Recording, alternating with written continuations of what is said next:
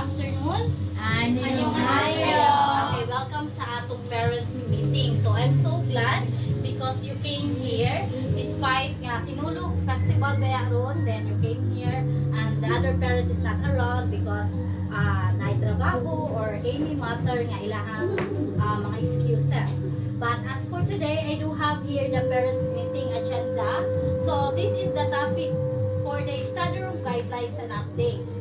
So for number 1, updates and reminders. So with regards automatic savings deposit.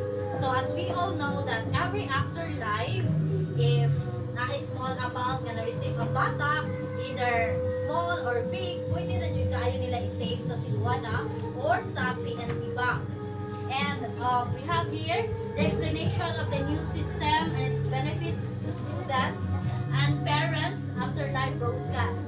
So with regards sa 10K na na-saving like kadasari, 10K above, pwede na din mo siya i-transfer sa PNB. You will have passbook para dili bitaw na ito dali-dali makuha ang kwarta. Masave siya for the future. So as we all know that the reasons for saving money is like to look a reason for needs, emergency, as well as a future. So we have here attendance policy.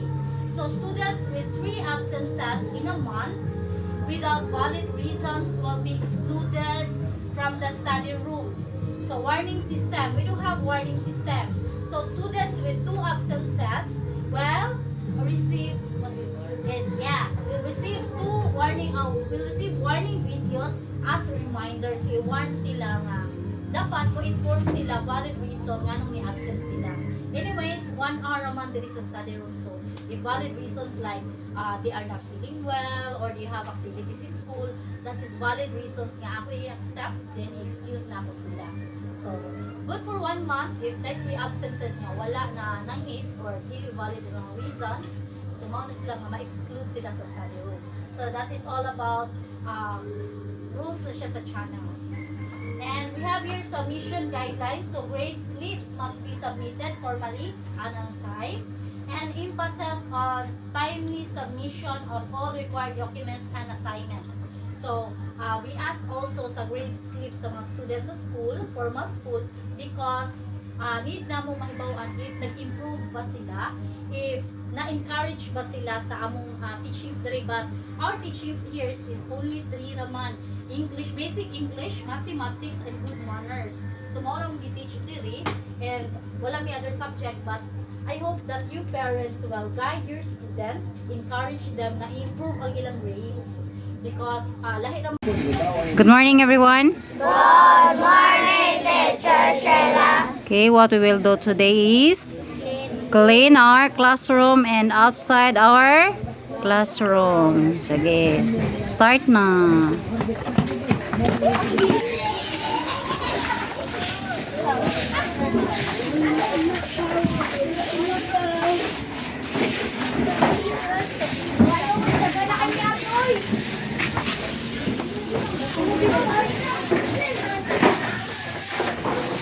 Okay, magkatag mo.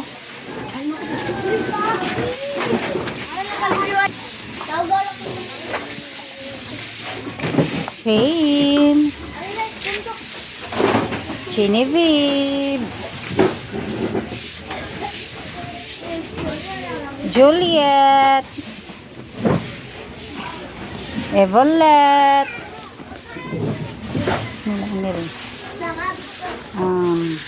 Ajib and Shane. Ilam niya.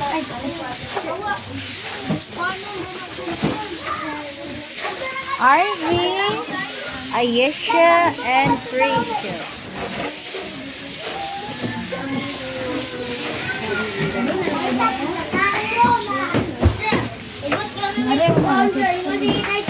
Si Frida, Ira, Princess, Chloe, RG, Nigel, Shaya, and Robina.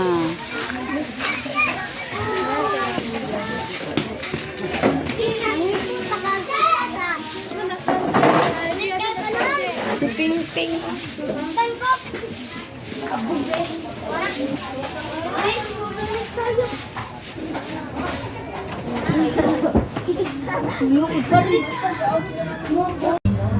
Good afternoon, everyone. Good afternoon, Teacher Sheila.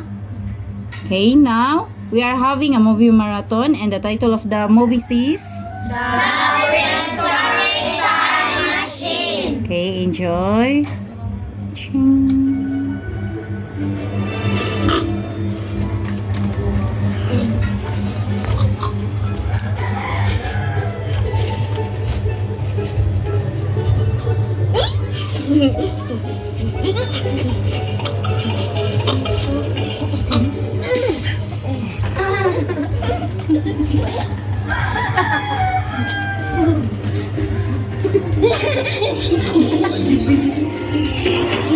Saya sa English.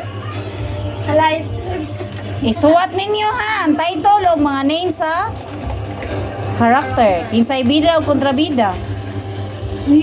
Ayaw dyan na ninyo kalimti.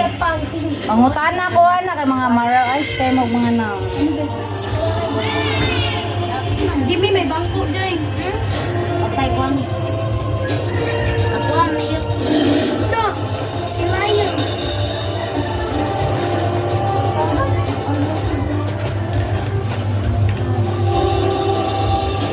Kanan mga hayop pa. Cute po na.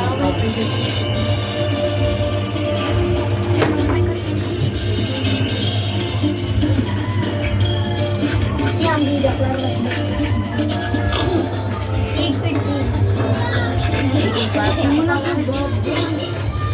Baguda mo.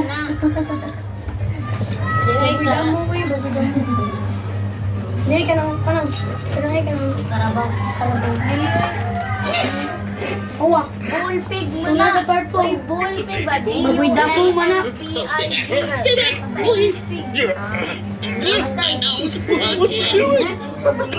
Tay ka na.